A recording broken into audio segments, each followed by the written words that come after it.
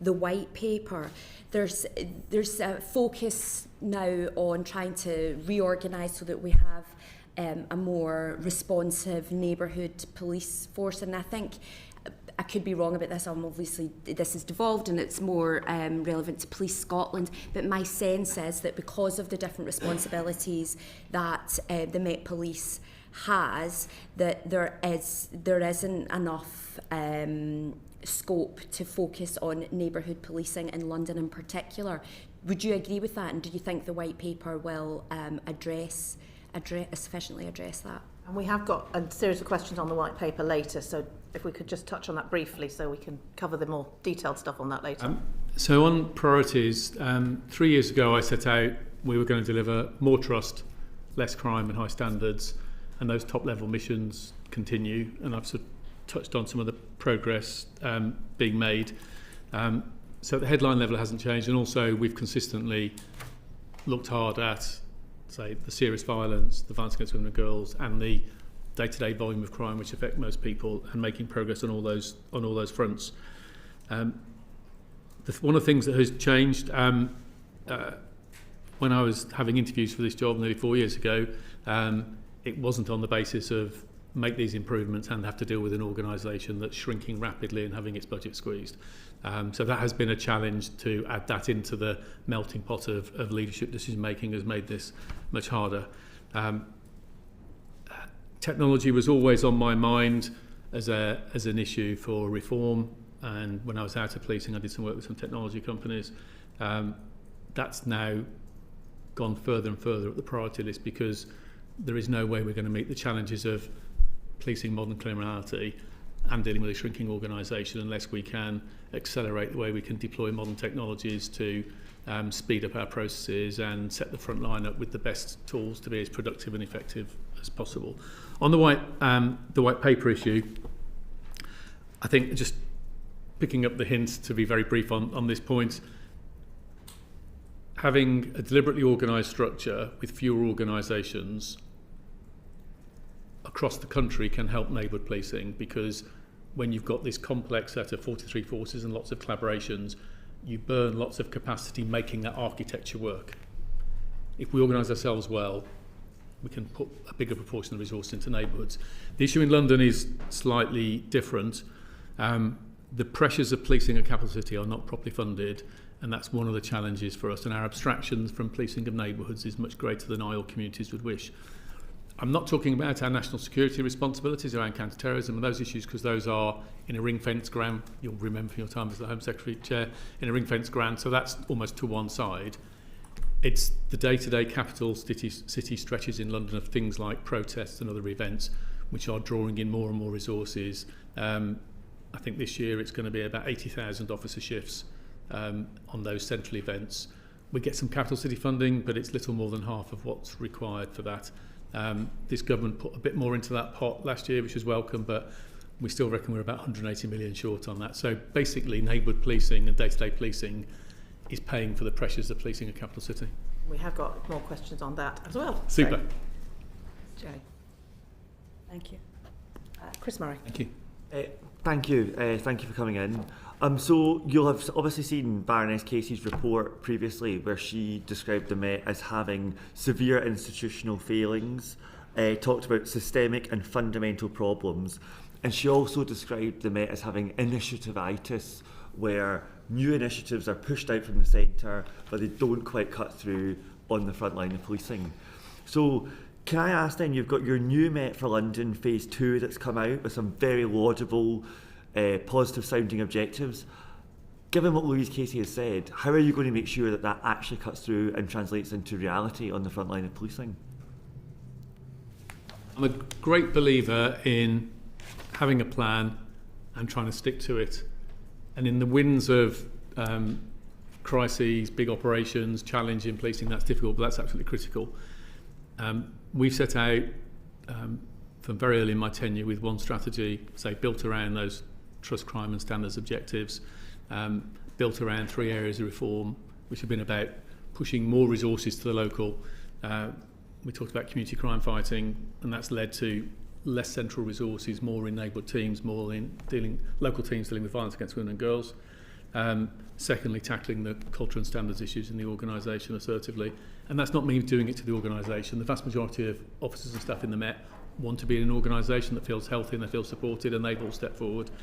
And then thirdly, sorting out the foundational underpinnings which go to our success. And we've continued on that trajectory. So all the new Met London 2 plan is the next set of things on the to-do list to continue in that direction. So a consistent strategy has been absolutely key.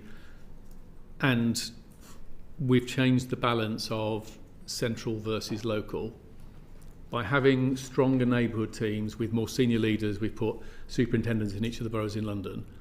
We're making sure that the issues that a community is seeing in Tower Hamlets or Bromley, which may well be different, are influencing our priorities and resourcing decisions as much as the intelligence picture we can see from the centre. So you get a healthy balance from sort of top down, bottom up, and that's I think that's delivering the results that you see that I spoke about earlier. So thank you for that. I suppose my follow-up question is, you, as you have alluded to, have a challenging financial backdrop which forces prioritisation. So how does the new plan for London, the new Met for London rather, guide your prioritisation? Because you've already sort of alluded to the fact that prioritisation is forced upon you by the demands of being a capital city, by the ring fencing of terrorist responsibilities.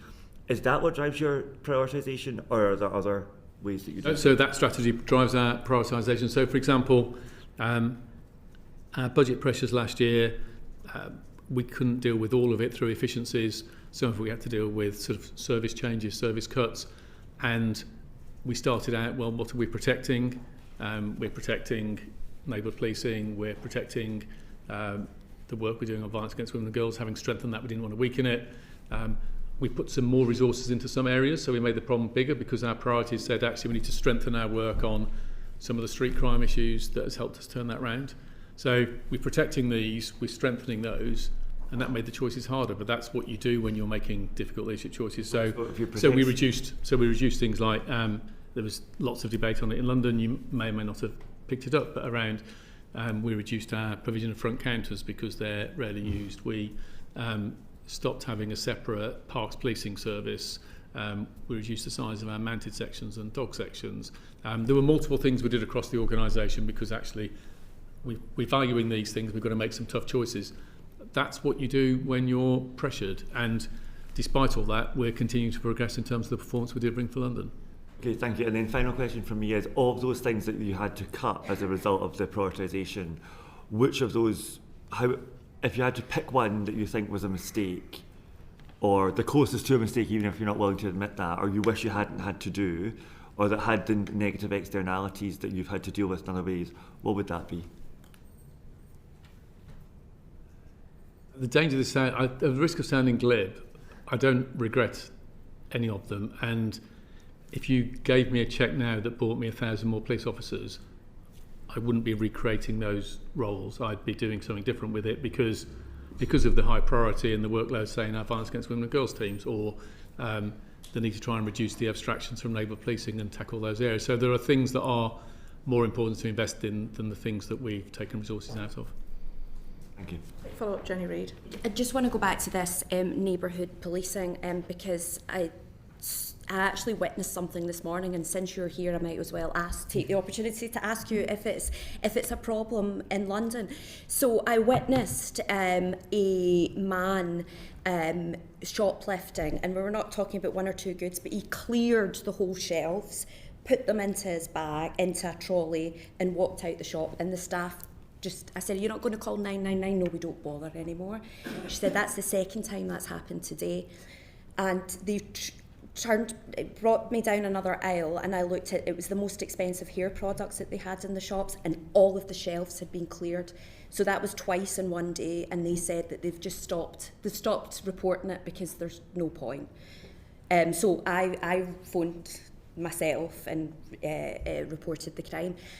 They were so unfazed by this. I was really quite taken aback. Does that surprise you? Do you think there is... We've talked a lot about an epidemic of shoplifting happening across the country, but do you recognise that as an issue? How would you respond to that? I recognise a very variable response from shops to shoplifting in their premises. We encourage them all to report it, and the good stores have got really good security regimes and report it and help us out in ways that I'll come to in a moment. Some stores don't. Our work this year on that, we're close to doubling the number of shoplifting cases we're prosecuting. We're using things like criminal behaviour orders to control the most dangerous offenders. We're working with a group of major stores that are working with a technology company which is using intelligence type software to pull together all the reports and across the video, the CCTV videos, identify series, so we could say, well, that person's done those 20 thefts and go after that person, and they get a bigger sentence, and that controls it. So we've got some really not happening. So we've got some really good. So we've got some really good examples. So we're determined to bear down on this. So we're nearly doubling the amount of cases we're prosecuting. We've been tackling some of the organised crime behind it, such as how we've seen goods being stolen from mainstream supermarkets being resold in corner shops and an industry there, and we've closed down lots of corner shops as a consequence. But I have challenged some parts of the retail sector to do better. Some of them don't report anything. If we go there, they don't give us the CCTV of the crime. They won't give us any statements. They don't allow their staff to have time to do statements, and they don't pay their staff to go to court to give evidence, and that's for me unacceptable. Meanwhile, some of the fantastic national chains like Boots would be one example, are really they're really serious about it normally. So that's really out of character for them. Across the country, they report it, and they're very good normally. Thank you. Margaret Mullane. Yeah, following on from what my colleague said, I represent an outer London borough, and the shoplifting is prolific in my seat. I'm very pleased that the BCU, Borough Commander, has really stepped up and done a lot of work. Yeah. But I asked the Home Secretary this, and I think we run out of time, but I was just wondering, because neighbourhood policing means everything to the people that I represent. But I think if the police are constantly abstracted out of the areas, it's a huge problem. And I just wonder what you see the way forward. I mean, what my colleague just said, the shops are cleared regularly all round my seat. So the local BCU are responding to that. So I think the AI will be great. So I was called to, I was on my way into Westminster yesterday, and I was called into a local coffee shop at a station, and his door was kicked in. The police turned up. They looked at the CCTV, but that, because they didn't know who that was. But if you use AI going forward and you're doing the CBOs and you're very proactive, but, when we cut to it, it's all, I personally feel, having a named neighbourhood, a name that you can reach out to in the area, it's not going to be any good if you're abstracted into London on a very regular basis. And I just wonder what you think the solution is. So thank you for that. So firstly, a case like the one you talk about, we're already using facial recognition software. So the public debate tends to be about live facial recognition use in public, and we may talk about that later, I don't know. But reactive use, so last time I checked, the CCTV we get of offenders, such as a case like that, we're able to identify pretty much straight away about 40% of the offenders because they're already in our systems because we've come across them before. So that's really powerful, which is why we need the retailers and others to produce the CCTV and give it to us to be able to do that. Our neighbourhood policing abstractions are bigger than I would want. I don't dispute that. And I touched on that earlier. We are not funded to dealing with the growing pressures of policing in a capital city. As I say, probably the best part of 80,000 days of policing protests over the last year. I've got some numbers here. I think it's about 500. We've had to manage them, 500 protests managed centrally. Sometimes we have thousands of officers on these. That we don't have an extra box to open for that, and that's coming from across the Met. We've worked hard to reduce the impact on neighbourhoods over the last couple of years. We're taking a bigger proportion of those resources now from other parts of the organisation, but most of our police resources are in local policing, serving communities, and so it inevitably tips that way. If the 180 million gap for policing in capital city was closed, we could massively bring down that abstraction rate.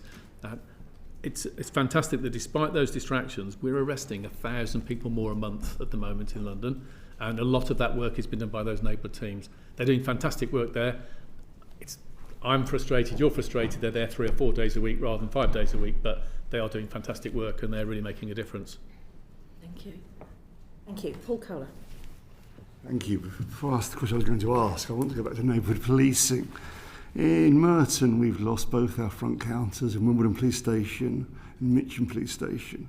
Why do you think that front counters, police stations aren't important to neighbourhood policing? So let's talk about sort of separate out police stations, police bases and the actual front counter. In terms of front counters, they are rarely used in much of London. And the arrangements that we've gone to in London are similar, in some cases more generous than what you'll see in forces around the country who've gone here over the last 10 years. The sort of closures of front counters we've done are counters that maybe have 2 people in a day come in to report a crime or something like that. They're very, very, very low usage, and that's a very expensive way of dealing with that.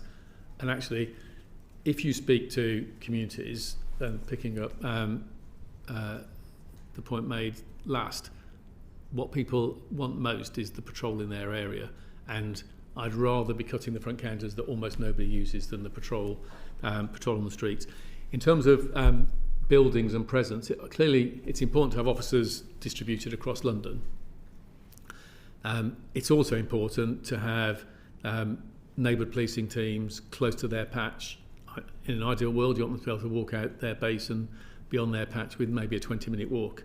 Of the sort of best part of 700 wards in London, there's over 100 we can't do that in, which I'm disappointed in. We recently published a new estate strategy, which is unaffordable, but it's deliberately put out there to challenge sort of local and national government about funding the infrastructure policing properly, because we have a large part of our estate is suboptimal, and the amount of money we need to spend just to keep our existing buildings working is not available. So our budget doesn't even cover keeping sensible standards in the existing buildings. When we look at other challenges, such as wanting to put bases for neighbourhood teams closer to communities, or needing to meet the challenge of the electrification of vehicle fleets, which has a big impact for policing because we have to put massive charging infrastructures in place. And this isn't about chasing any green targets, this is simply following the speed of the market change. There's some multiple billions we need to spend on estates over the next few years we don't have, and that's the challenge. One way to try and make some progress on that, despite the budgets, is if partners can help us with at low rates sharing other buildings in communities that might help us with the neighbourhood team part of that. I'm looking to do it. So I'm trying to stretch ourselves as far as we can do on that. But absolutely we should have neighbourhood teams based in and close to the community. The evidence is that people you'd rather have them on the streets tackling issues than in a front counter doing very little. Wimbledon Police Station has far more than 2 visitors a day, and that's been closed. But are you having discussions with councils about sharing premises? Yes. Are you discussing that with Merton Council? We're doing it across London, and we're coordinating it with City Hall. I can't remember the individual conversations with each council, but that's the intent. Okay. This committee was deeply shocked by the Panorama programme in Charing Cross Station, as I'm sure you were. Yes. Before I ask you what you've done about it, why didn't the Met know about it already? How could this happen without the Met knowing about it? So the Met having long-term issues on standards is not news, and I've been very clear about our determination to tackle that.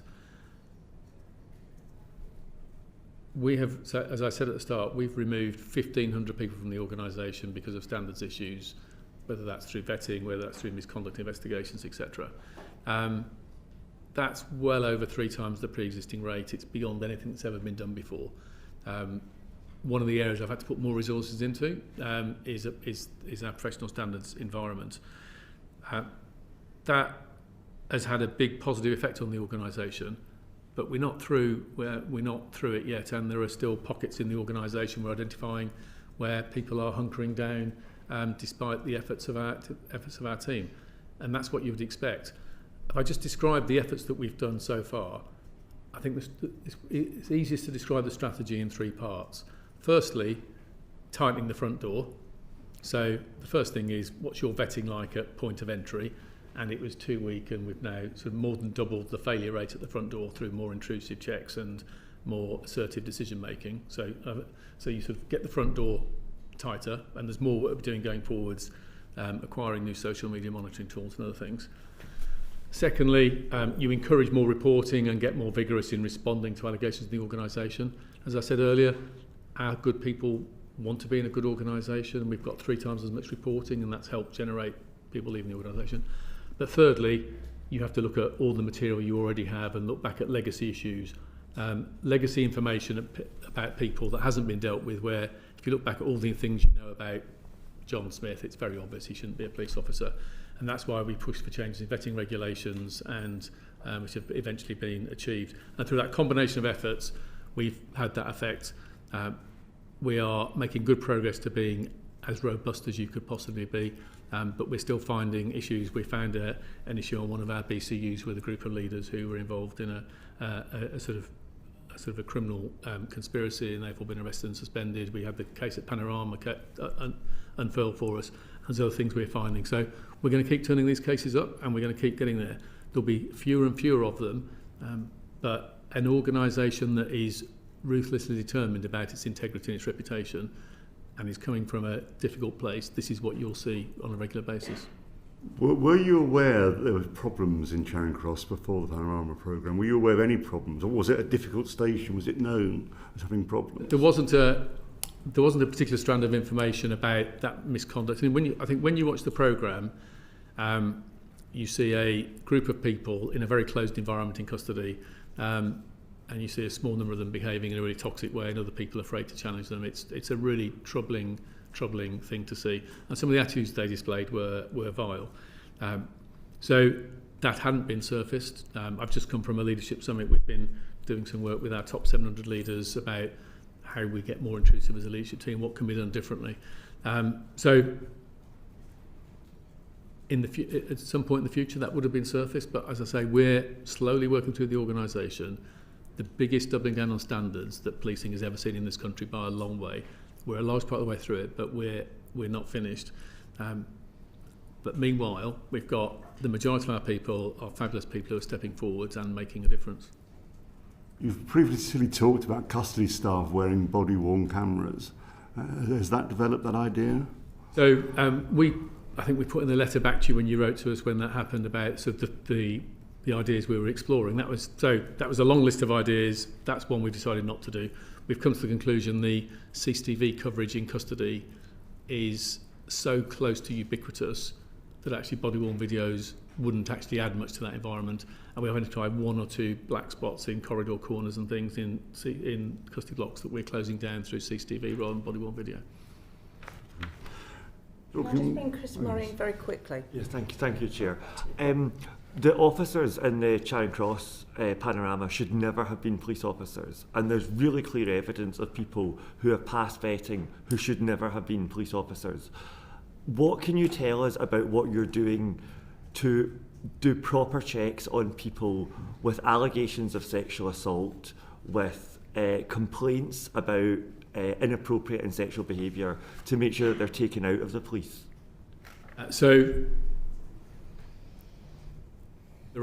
You can see cases that have come to the surface and people that we've been removing from the Met in recent years where there was a warning sign when they came into the organisation and they were given the benefit of the doubt.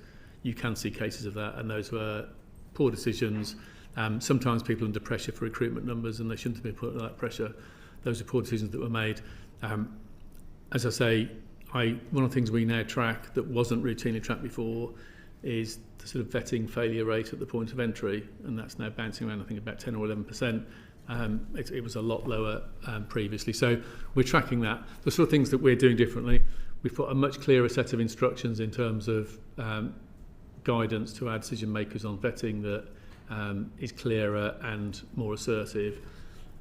We're doing a whole range we're doing more detailed checks when people come into the organisation, and we're investing constantly in sort of new tools. So as I say, this year we're rolling out new social media tools that will help get a more penetrating view of someone's social media history.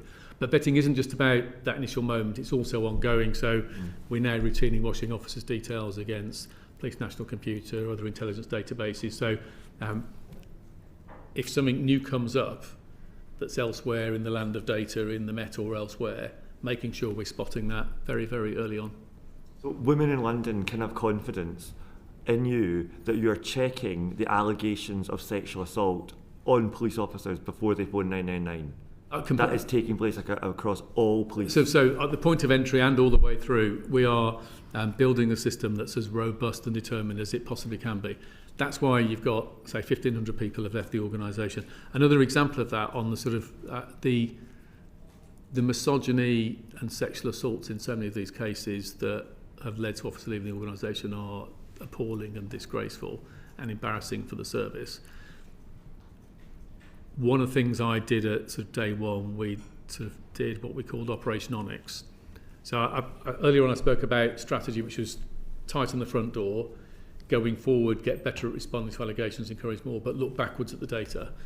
One of the look backwards was every sexually related allegation that had been made in the organisation for a decade, ranging from an allegation of inappropriate comment all the way through to sexual assaults and sort of horrific allegations.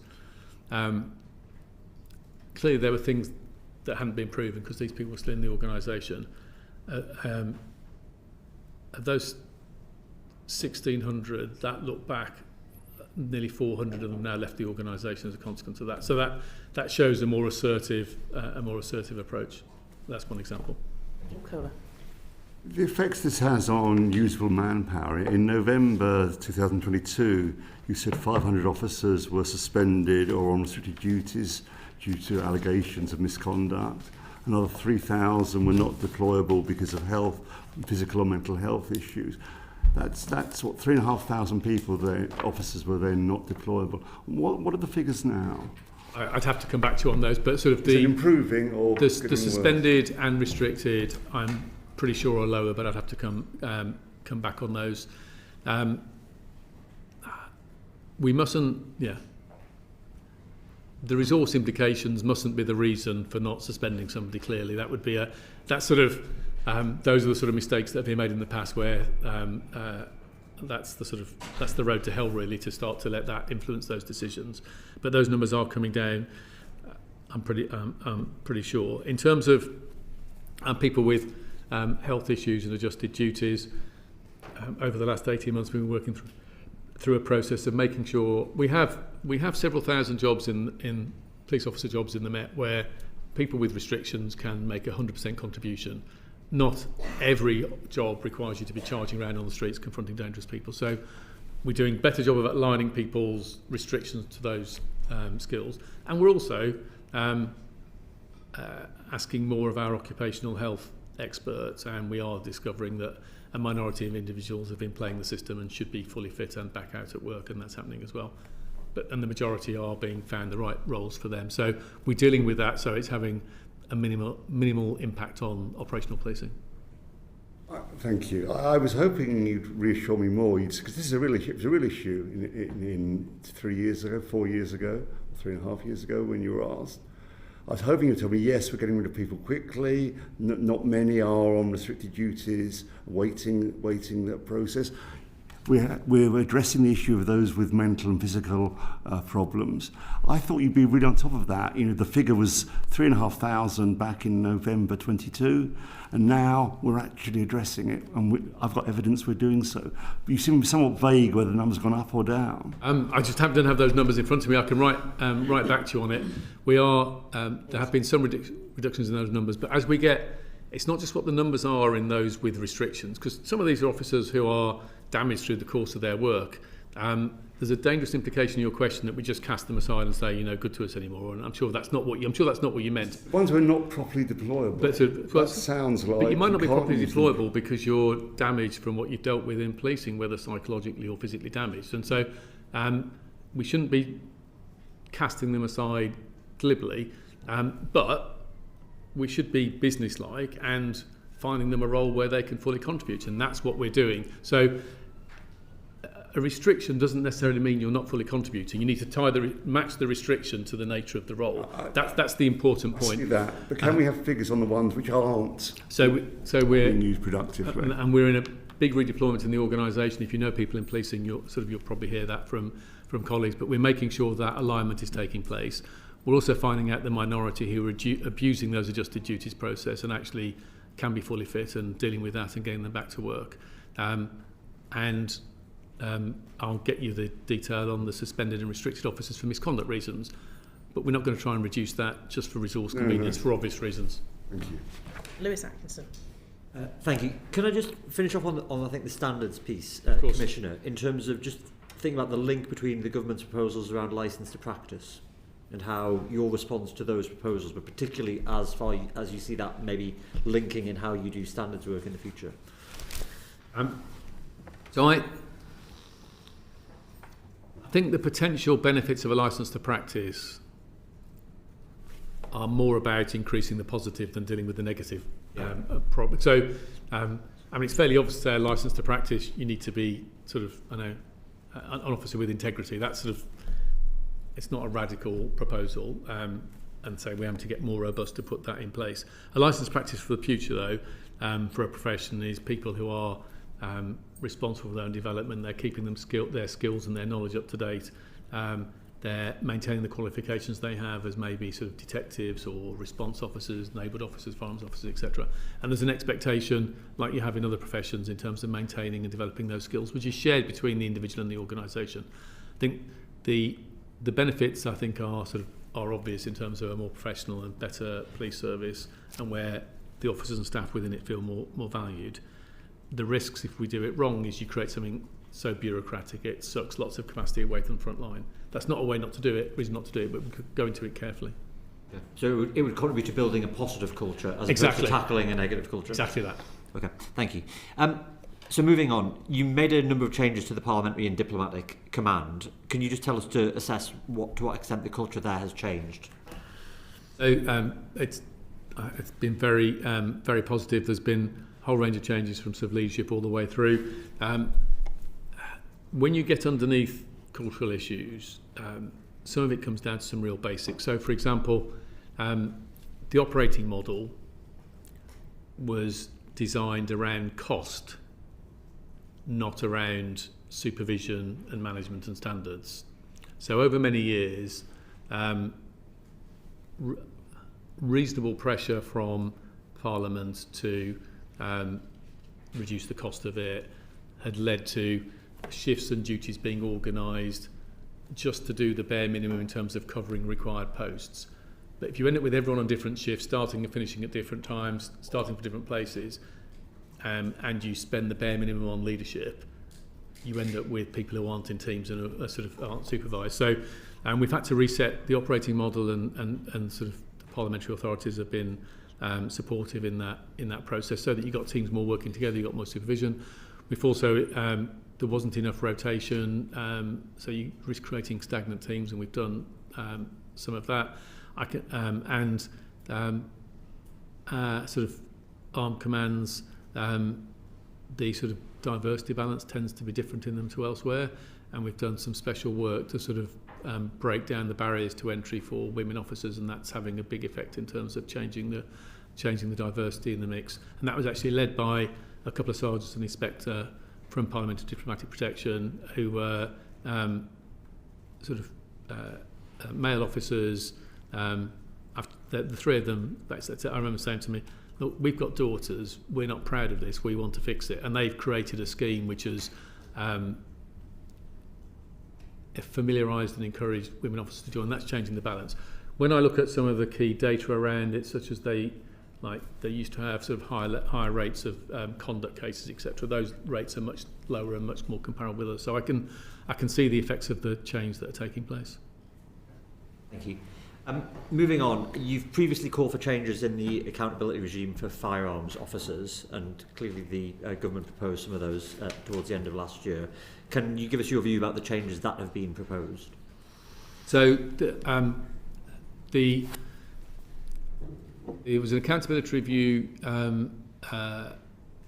commissioned when Suella Braverman was Home Secretary, It reported when James Cleverly was Home Secretary and Yvette Cooper as Home Secretary then announced in Parliament that she was going to act on it and deliver those recommendations. Several of them have been acted upon in terms of, one example would be anonymity.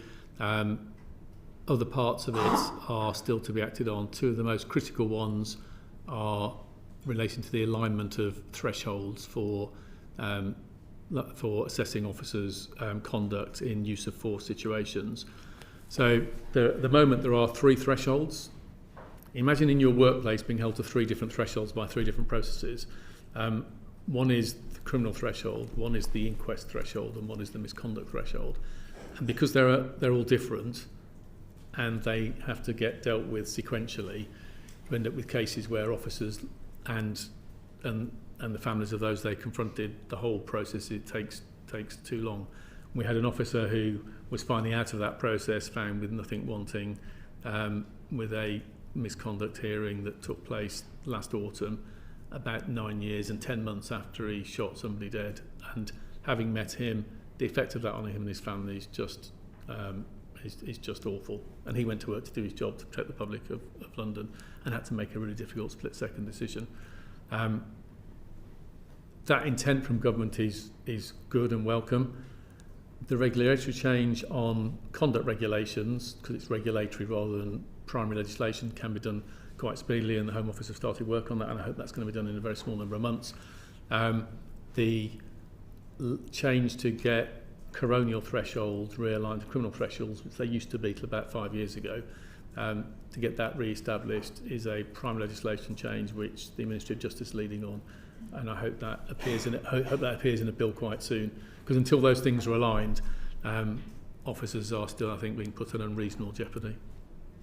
Thanks. And in terms of firearm officer recruitment and retention, do you feel like, due to the regulatory environment, but perhaps other considerations as well, is the Met now in a position to be able to attract and retain the firearms officers that it needs to keep London safe? Yeah, it was very fragile. It's not perfect, but it's a lot less fragile than it was, and the recruiting is going in the right direction.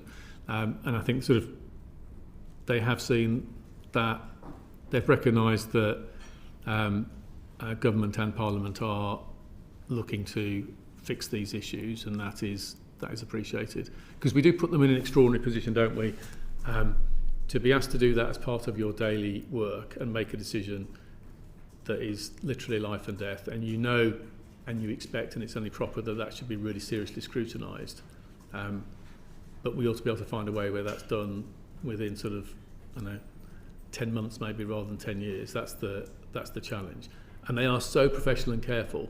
We are deploying 4,000 firearms deployments a year in London. We're arresting 1,600 people on those operations. We're seizing about 1,000 weapons, and we're firing shots once or twice a year.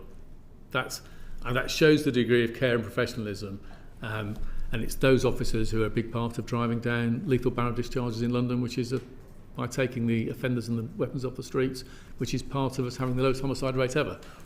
We put them in those situations to make those decisions.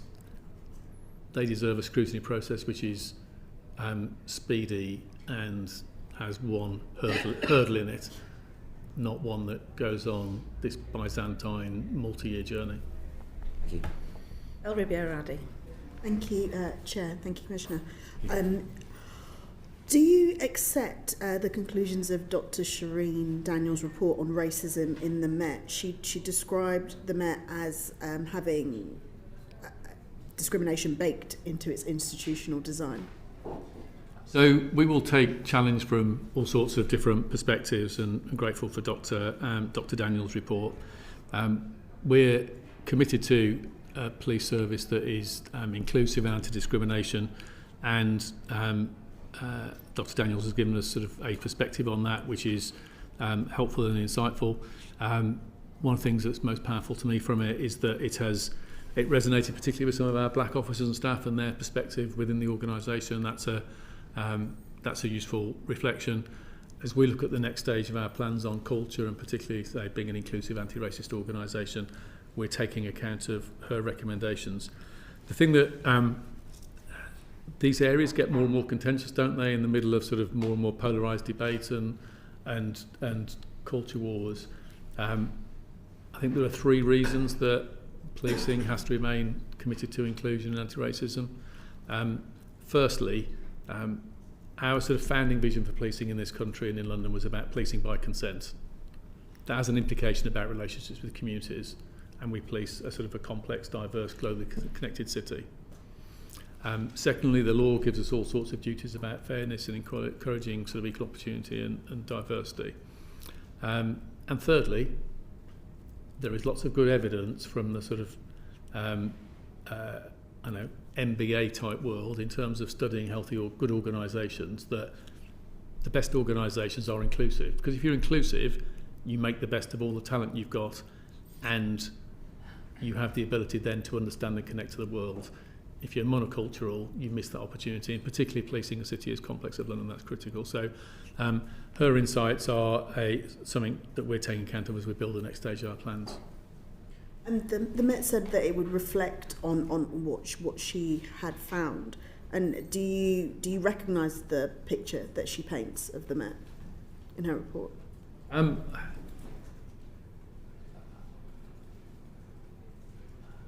It's not everyone has the same perspective, do they? But I'm not going to sort of criticise it. I'm a sort of white 60-year-old bloke. I've got sort of young black colleagues who have a different perspective and experience in the organisation. And if Shireen is playing some of that back, I've got to listen to that. So I think it's a valuable insight. Sort of, we're not all going to see the world the same way, but I think hearing other people's insights is part of being an effective organisation, and taking account of that in our plans going forward is important. So, following on from that, what actions have you taken personally to address the issues that she raised in the report? So, as she says in her report, she said if you rush into an action plan on the back of this, you're missing the point. So we haven't done that. We are, as I've said sort of earlier, we talked a lot about standards. There's an awful lot of work we're doing on standards and culture more generally. Over the last 3 years, we've done a lot of work around sort of training around culture and diversity. We've looked at issues, particular issues that go to the operational effect about how we conduct stop and search, a vital and effective tool, but needs to be done with respect and courtesy, as well as for good, effective operational reasons. We've looked at issues like victim-blaming language. We've looked at leadership skills. As I said earlier, I've just come from a leadership summit where we're talking about what the top 700 leaders in the organisation can do on culture. So we have a momentum in terms of improving the organisation, which is what's borne out in our performance figures and the increasing trust of London. I think it's interesting in those trust figures that trust in the Met has risen. The trust of those communities with the lowest trust in the Met, the LGBT plus community and the black community, has risen fastest. So that gap is closing. It's not closed, but I'm pleased it's going in the right direction. Yeah. It's not the first report over many years to have found similar findings, and we've just touched on the Casey review earlier, and that specifically found institutional racism, misogyny and homophobia. After it was published, you promised a 2-year follow-up to assess any progress, and that was due in March 2025, but it hasn't really materialised. So could you tell us why that is, and if there are any plans to do that? So, sorry, but you've obviously missed the announcement. So Dr. Gillian Fairfield is doing the follow-up review on behalf of the Mayor and myself, and she started about 6 weeks ago, and in fact I was with her this morning. Okay, so it's another review? So no, it's not. It's So you were saying, why haven't you done the review, and then you're criticising it for being another review. That seems slightly odd. You were saying that you would a 2-year follow-up and an assessment, I suppose, showing us where you had moved forward. I think the worry amongst some communities that it is just going to be another assessment as opposed to an action plan. So I'm responsible for the actions and the action plans in the organisation. Gillian Fairfield, that piece of work, it's not another review in the same way as the Casey one. Louise Casey said in her recommendations that 2 years in, okay, so we're doing it 2.5 years later, we decided that was a better timing, but two years in, it would make sense to have a checkpoint. She was quite clear that all the issues that we're dealing with wouldn't have been resolved in that period of time, but there should be a checkpoint on progress made and to give opinions on what is the highest priorities going forward. So obviously we have a plan going forward in terms of what we've decided is most important and how we see ourselves making more progress, and I've talked about how we're making progress on trust and confidence already. I imagine Gillian Fairfield will find that we've made progress. She'll probably like some of our plans going forward, and she'll probably have ideas on things we could do differently. That's going to be welcome. Okay. And do you accept that the Metropolitan Police has gone through a period of being institutionally racist, sexist and homophobic? So I think we've had this debate previously. It's not the language I choose to use. I've been really clear that there are systemic issues which go to the culture and the organisation, the failings, and we've touched on some of those earlier on, and we're tackling those systemic issues. This isn't just about a few individuals, it's about how an organisation behaves, how it's organised and how effective it is at serving London. I'm proud of the progress we're making on dealing with those. We wouldn't be reducing violence, we wouldn't be increasing the cases we're solving on violence against women and girls, we wouldn't be reducing street crime, we wouldn't be increasing trust, we wouldn't have some of the highest levels of confidence of the city force in this country in terms of local policing. We wouldn't be increasing faster the confidence, the trust of those groups that have lowest policing in London if we weren't making progress. But this is not something that you do in a couple of years, this is a long-term journey, but I'm proud of the progress our teams are making. Okay. In terms of the confidence of victims, we can see that in the 12 months to September 2025, 63% of victims were saying that they were satisfied with the Met overall in the service they provided. What are you doing to ensure that all victims, including those with protected characteristics, have the same satisfactory experience? So we definitely see that as a priority going forward to improve that. There's a piece of work which has just started testing on one of our BCUs on the South East, which will be rolling out over the course of the next year. We have at the moment too complex a process from a crime initially being reported through the different handoffs to different people all the way through to an investigator, and that takes too long and too often leave victims disappointed with that experience. So we've got a new approach we're taking which will accelerate that. So victims get much clearer understanding of where their case is going much sooner in that process. It started a week ago. I had an update on it on Monday, but the first week, it's only a week, but the first week it looks like something that's going to work and make a difference on that. Okay. So you talked about things going up slightly in certain communities, but that points to the fact that levels of trust were found to be markedly lower in those from black and mixed ethnic backgrounds and people from LGBT plus communities. And they cited overcriminalisation, underprotection, institutional racism, sexism and homophobia again, as well as other prejudices as being the reasons why they have low trust in the police. And I want to understand, especially since you don't recognise the institutional failings, what work is being done to understand why those levels of trust are low and address them directly. So, firstly, I think the picture is more nuanced and complex than the question suggests. So, when you look at London's diversity and different levels of trust in the police and different levels of confidence in the policing of your area, the pattern is quite varied. So, for example, Asian communities have higher levels of trust and confidence in the police than the average.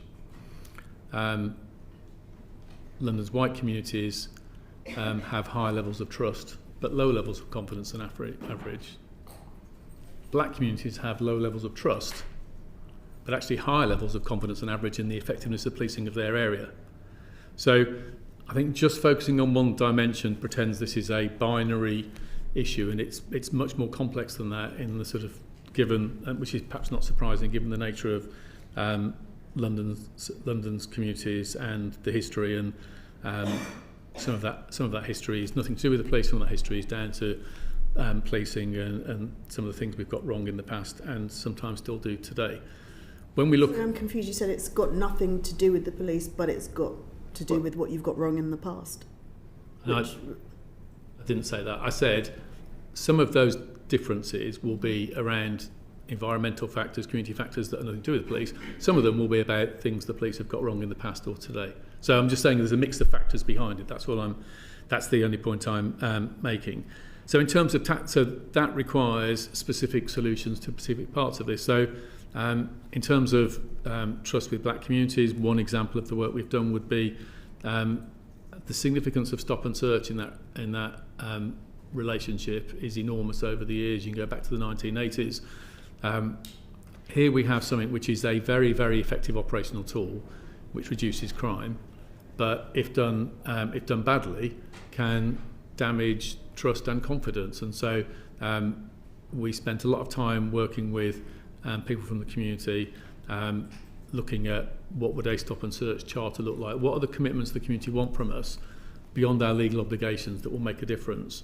And that's published, and that's featuring in our training for how we operate with stop and search. That's one example of the sort of changes we're making. There are other examples in terms of community scrutiny groups where there are panels in boroughs who can look over stop and search and body-worn video of taser incidents and scrutinise and challenge policing on our tactics. So there's multiple strands of work we're doing to drive those improvements. But as I say, the fact that the trust of black communities is growing fastest is a positive.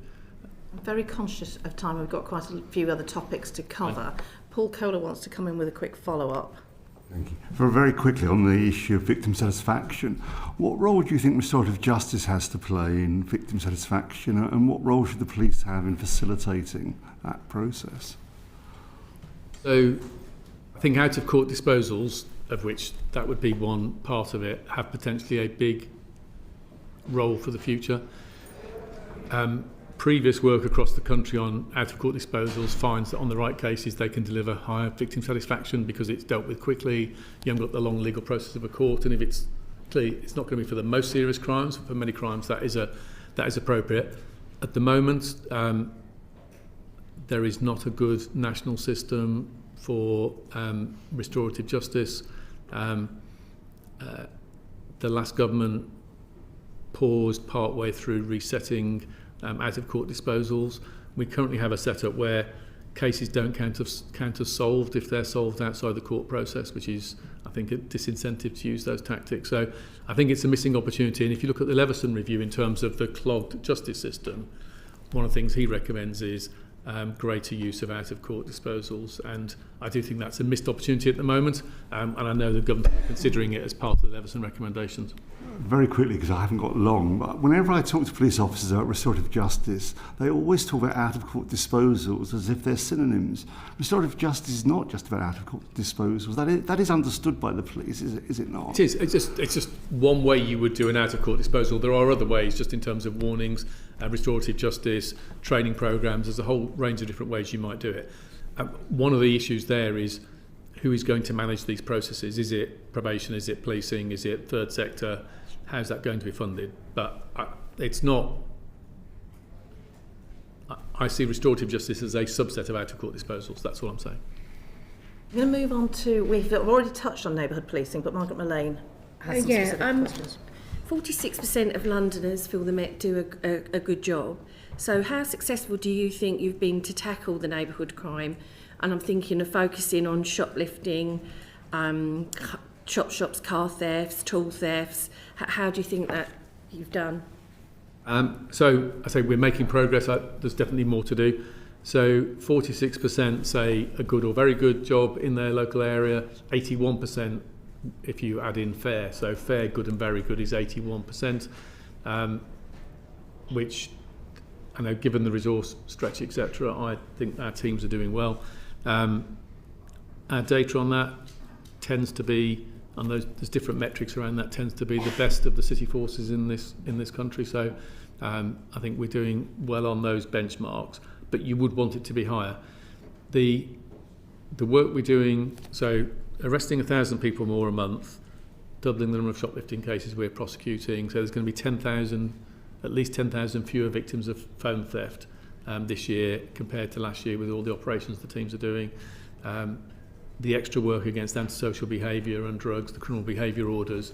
There's an enormous amount of work those teams are doing. So I'm proud of the progress we're making, but there is definitely more to do. And if I had more resources, a chunk of it would be in neighbourhood policing.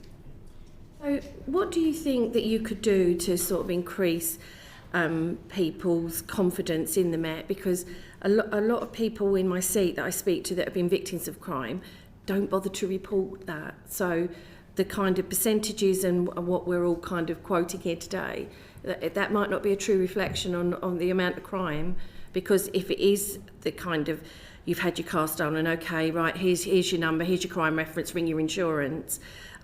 So do you think then, on that basis, that perhaps locally you shouldn't be dealing with it, it should go to a national level because it's sometimes serious crime? So I think the underreport, I think you can overstate the underreporting if that's not a confusing phrase. I think we are drawing the reporting through for most types of crime. Things like shoplifting will never be fully reported, but I think things like burglary, because of insurance reasons, are reported. And when I look at the impact we're having on crime, I also look at other people's data. So in terms of violence, there are fewer people turning up at casualties injured through violence, for example. You can look at things like footfall. So the work we've been doing on street crime, I'm encouraged by the fact that in December, the footfall in Westminster in the West End was up compared to the previous year. So those sorts of data points, casualty, footfall, give a sense of the public's sense of safety and them noticing. Could that be that you focused on the West End because of the phone thefts, and then the other parts of London, the outer London boroughs, don't quite have that presence? So it could be that, but it's not. So, for example, in our winter plans that we had, I'm going to see if I can find it quickly. We had, I think, 18 town centres, 18 locations in London, which we could see from previous years were the most likely areas to be targeted with crime at that time of year, and we put extra patrols and plans in all of those areas.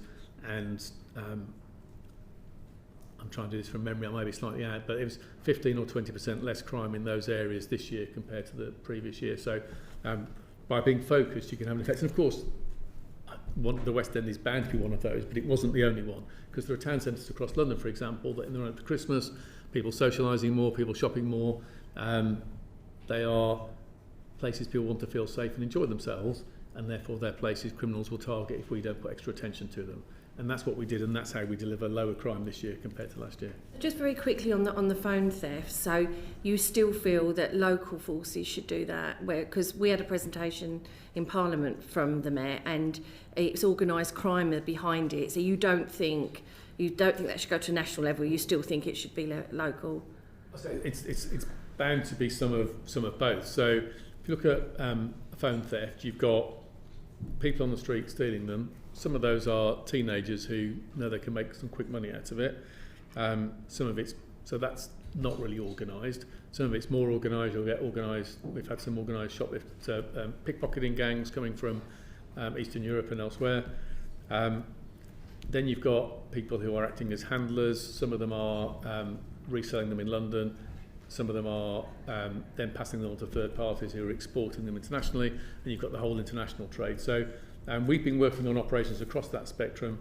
At the top end of that, we've been dealing with some organised crime groups based in London and working with National Crime Agency to connect to law enforcement in China and other countries where they're being exported to. So you need to join the whole piece together. It's not going to be about national or local. It's bound to be about how you join all of that together across the system. You might have seen in the press last autumn, we charged one gang who were exporting 30 to 40,000 stolen mobile phones a year to China. Extraordinary operation. We've got we're currently doing some another intensification period, and we're taking out more handling gangs at the moment, and you'll see some press stuff on that in due course. It's a really determined effort, and that's why there's 10,000 fewer victims in London. The key question on this, which I think on the Technology Committee in Parliament picked up on, was how do you design this out? And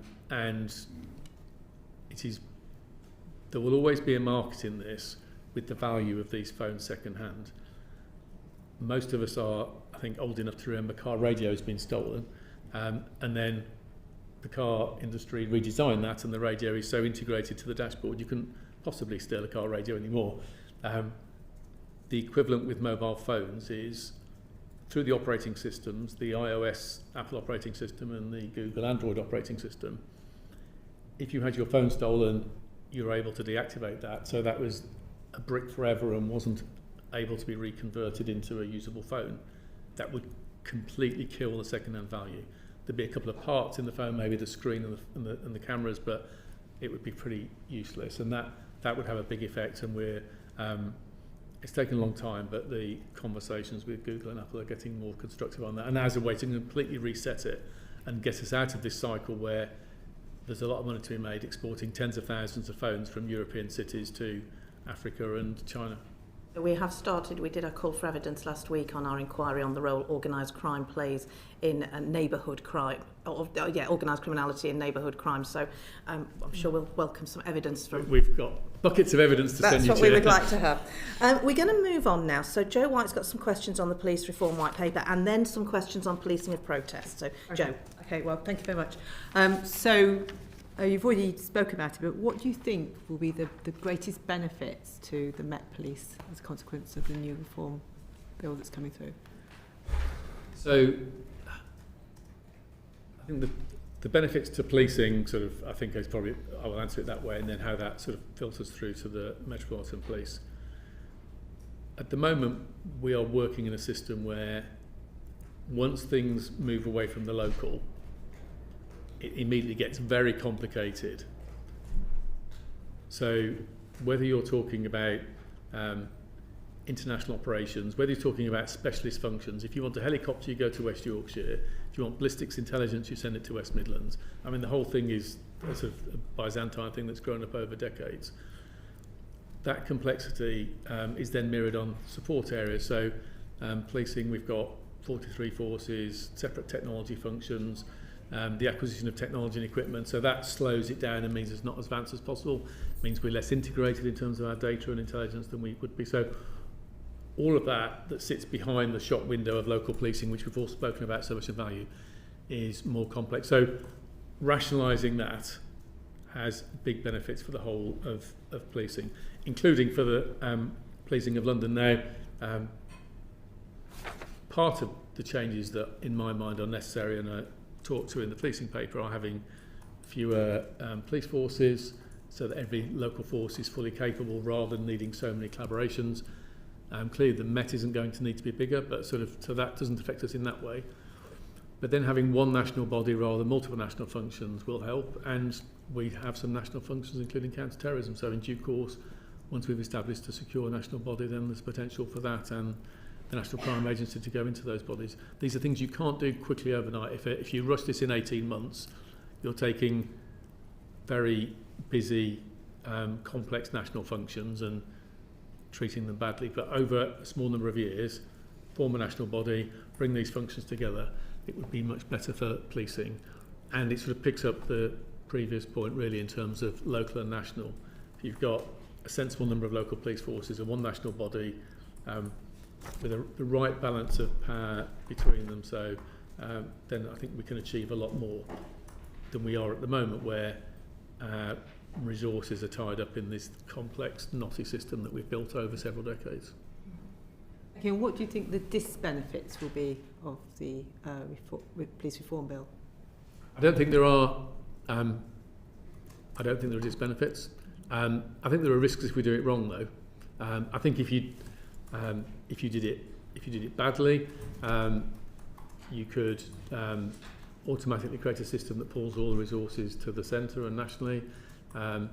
If you did it badly, you could lose the support of all the good people in police organisations across the country if they can't see a path for themselves in the future in terms of their terms and conditions. If we do it badly, we won't enable ourselves to take advantage of the technology revolution on the journey. So there's things we need to take account of. But I think every challenge in policing points in this direction. I think one of the things we're going to think about on the way is performance and keeping a grip of day-to-day performance, but also I think we need in a police service which is squeezed for resources, a clearer agreement nationally on what the most important areas of police performance are will be helpful. So you talked about how the Met is focused on tackling organised and serious organised criminal activity. What do you think the impacts will be if that's a national body overseeing that? At the moment, we have a national body doing organised crime work, National Crime Agency. I don't see the intent in this that no organised crime work gets done in the local forces. You need some of the organised crime capability close to communities. So the work we've been doing, we've just been talking about around the mobile phone theft and how organised crime theft, it seems organised crime is driving some of that in London. You're better off doing that close to local policing. Conversely, some of the organised crime work that's linked to the gangs exporting internationally and requires working with Chinese or other governments, you want a national body that's going to help do that. So you need that capability at both levels, but heavily interoperable and working closely together. And I think that's entirely achievable. At the moment, we have effectively 3 tiers. In some forces across the country still have their own organised crime capability, some don't. Then you have regional level collaborations because some forces aren't big enough to hold it. Then you have national functions. So it gets very confusing. This is a more sustainable approach that we're talking about. And so the implementation of the reforms, how do you think they will impact on policing as they come through the system? So I think we shouldn't be under any illusion it's a big, complex change to do something like this. Creating new organisations, restructuring, this will require a tremendous determination and shared leadership from the Home Office and from police leaders working together to bring this to effect. It's not going to be straightforward, but the opposite is we just say, well, we stuck with the system we've got and we stay there because it's what we've got, regardless of the fact it's less and less fitted for today's world. And you will examine things here and probably have done around cybercrime, fraud, international organised crime, specialist capabilities policing needs, and none of these can be done well 43 times, and we're in this muddled setup with 43 local forces, I say, multiple national bodies. It's not the way to meet those challenges for today. And so what are your views on the timescales that have been given for implementation? I'm cited on some of the timescales the Home Office are discussing. I'm not sure they've been published, so I'm not sure that's for me to announce them. But I think getting on quickly with the first stages of a national body, that phasing it, building its skills over several years is the right approach there. But we need to do the changes to local policing in parallel with that because they all need to fit together. So you told our predecessor committee that the responsibility for counter-terror coordination should stay within the Met. What's changed your view? I said that about a decade ago. So that's about. You've dug through your archives very effectively there. It was a slightly simpler world in terms of how terrorism was operating. B, it was in the context of discussions of simplistic changes to policing rather than a proper root and branch reform, which is what we're talking about now. And third, the pace of operations then at the middle of ISIS and all the things we were facing was very difficult. So there's a range of reasons then, but it's still within the Met. I've been in and out of the Met since then, but I think the state of the world now, the state of policing, it's getting more. We're getting more out of date, and we need to be set up for the future. So you have some experience of the proposed reorganisation because you've reorganised yourself from 32 boroughs into 12 larger basic command units. What learnings could you advise other police forces on the work they've had to do to achieve this? So it was the right change to make. It wasn't executed as well as it needs to be, and it's taken some follow-up interventions to get the system working. I think the key thing that we got wrong, there was not enough resource placed at the local level in neighbourhoods at the start of that. So that end of policing got devalued, and that was one of the areas that we were put into, engaged by the sort of special measures, so to speak, by the inspectorate. So the balance within the organisation was sucked too far towards the centre, and we've rebalanced that. So trying to run local policing 32 times in London, it was definitely the right decision to move away from that. Some of those units were too small to meet all the challenges of today. So moving to sort of 10, 12 or 14 or something like that, we looked at different options, was definitely the right thing to do. Some of the implementation, in hindsight, you did it differently, but we've caught up with that and sort of the performance figures I spoke about earlier, and say things like having the lowest homicide rate in London, having less injury violence in London than other cities shows that it's working. Come back to Joe, but Peter Prinsley just wants to come in quickly. Hello. Hello. I'm sorry to be delayed. I'm Peter Prinsley. I'm the MP for Bury St Edmunds and Stowmarket. I'm just looking at this police reform white paper, and what I understand is that there's going to be a new strategy for recruiting graduates. Is that so? And how do you see recruitment changing and assisting with your endeavours? And are we recruiting the right sort of people into the police force right now? So it's quite a broad statement in the paper. I think there's still a lot of work to be done. I think within the paper are several comments about a different workforce strategy for the future. I think it's instructive to look at the National Crime Agency, where they've got quite a different mix of people that come into that organisation from different routes, and that's worth seeing. In the Met, I helped start a sort of decade ago. We now bring people directly in as detectives, and that's been useful. There are certain people who see themselves as a detective career, but aren't so interested in sort of the uniform operations end of it, and that's brought different types of people into the organisation. I think it's still true that the majority of our people have degrees who join policing anyway. So it's a slightly old-fashioned notion that there aren't graduates in policing. There are plenty. I think there is scope for different accelerated promotion and routes into policing. I'm cautious about direct entry into operational leadership roles at a senior level, simply because the responsibility a frontline officer has is enormous. They have massive devolved authority. They're arresting people, they're investigating complex cases, they're making life-changing decisions. I think it's difficult to put someone in an operational leadership role over that if they haven't done it. And what we expect of operational leaders, it's a bit like it's like saying, I know, coming in direct entry as a consultant brain surgeon. I'd probably rather have someone myself who's worked their way towards that rather than somebody it was their first week. But we do have lots of senior leaders in policing who are part of the leadership, who are leading other functions like technology, and people who bring different skills in. And I have seen very powerful examples of good people coming in from adjacent sectors, from social services, from the National Crime Agency into policing, from intelligence agencies. So people who've got adjacent operational leadership skills is very valuable, not coming in from Sainsbury's. I do want to try and get you out on time. Sorry.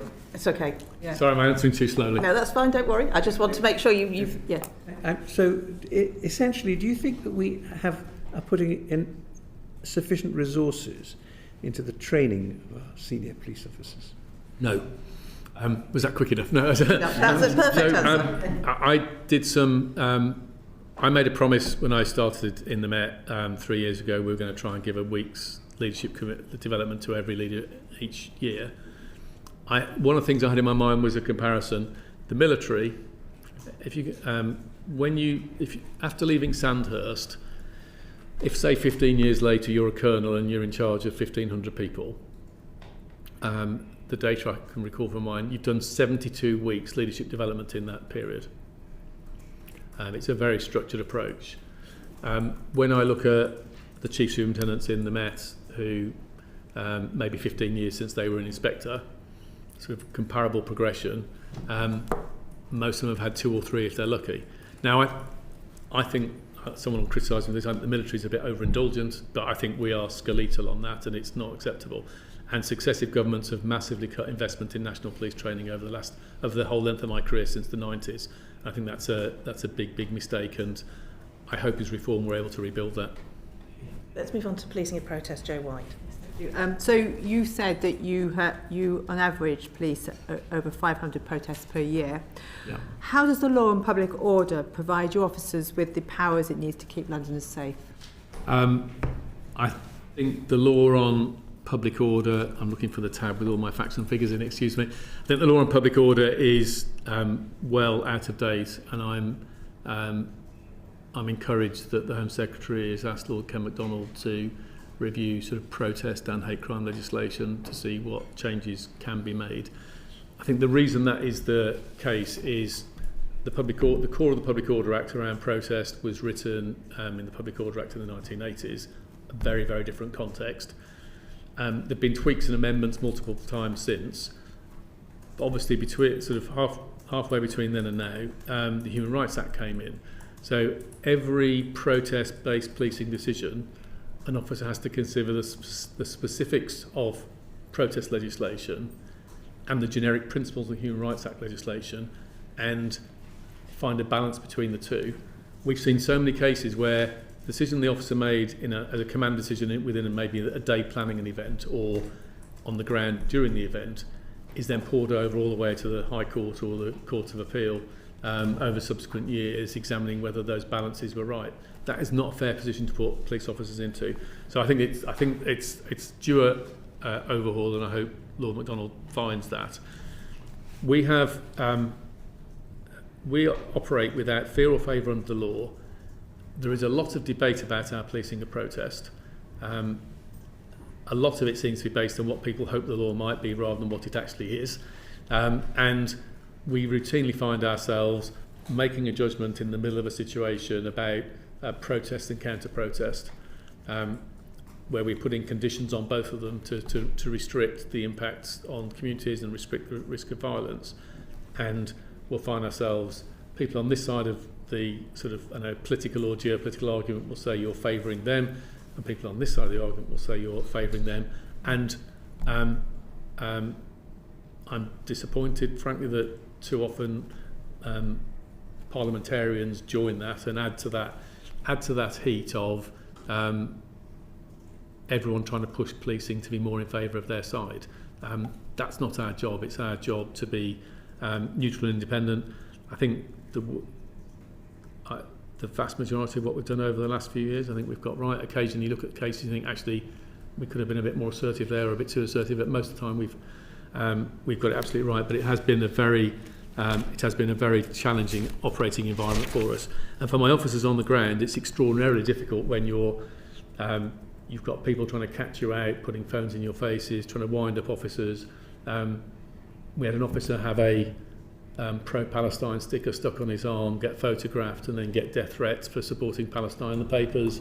We've had horrific things happen as people have been trying to use policing as a football, and that's been very difficult. But we will keep operating under the law as it is today without fear or favour. So we recently met with the Greater Manchester Police, and they talked about the new phenomena of auditors in protests. And is this something that you are having to deal with in London, and is it requiring a new policing method? Yeah, so yes, I mean we do the vast majority of protest policing, and so we get a lot of that. Clearly, I want to be careful that my answer doesn't imply something. I'll say something very clearly up front. If somebody wants to film something an officer's doing in the street, that's okay. We've got nothing to hide, but do it at a respectful distance. Don't try and telescope yourself into the situation and make it hard for the officer to deal with. That's the thing that is very difficult for officers. And auditors, so we've got protesters turning up and saying, I'm an auditor, as if it's some legal office, and therefore you can't deal with me as a protester. Well, you're still on this protest. Whether you've got a camera in your hand or not is irrelevant. And so that is another part of the challenge. And then they will put edited clips online to try and mispresent officers' action. So we've had to remodel our approach to social media and communications to try and get much more agile and dynamic to deal with that. Candidly, getting the facts very quickly in the middle of an operation is very difficult, but we've got much better at that and making more assertive, that's not true, we did this is why we did it, all those sorts of things, and putting out or putting out the whole video of an incident from officer's body worn rather than the clipped one. But it is it's a great challenge for officers to be wrestling with. I've just got my numbers here. Yes, it's going to be north of 500 by the time we get to the end of this financial year. We're at 416 as we came into this year, and we're heading towards probably being about 75,000 shifts by the end of the financial year, which is probably total cost of that 40 or 50 million, and that's 40 or 50 million of policing that's not policing communities, the point Margaret made earlier. We've only got a few minutes left, and we do want to cover off just policing of football, because we've obviously been doing some work on that. So Paul Kohler. What approach would the Met have taken to the issues that arose in the Maccabee-Aston Villa game? So clearly, I'm not here to speak for West Midlands, but you get any key report on policing, and obviously the sort of Chief Inspector of Constabulary did a pretty forensic review on what he thought had gone right and wrong in that case. So we have looked at that and taken a judgment on, is there anything that we can learn from this in terms of our approaches? We're confident the flow of intelligence, sort of proper auditing of intelligence from picking of information, how it flows through and influencing decisions. We're broadly happy with our processes on that. The way our commanders make decisions, the audit trails on that, how we oversee operational risk as a senior team, up to and including myself and the deputy. We're happy with how we do that. We have a pretty well established process for doing community impact assessments, but we've got some thoughts on some minor improvements to that. I think the critical issue, and I've discussed this with my command team, is about brutal operational clarity about policing purpose. If you are feeding information in on the basis of, is this sporting event safe to take place, your consideration has to be about the event and the spectators, not about wider issues. There's a safety of the event which I think stands on its own. There's a separate issue, of course, which is then the policing of that. If there are some people who object to the event taking place, then enabling it to do so might require some quite sizable policing. But separating those two things out, I think, is really, really important. There is something that my team have been working on, and one of my team leads nationally on some of the policing of major events. I think SAGs are overdue some reform. They don't really have a statutory basis. They're pretty variable across the country.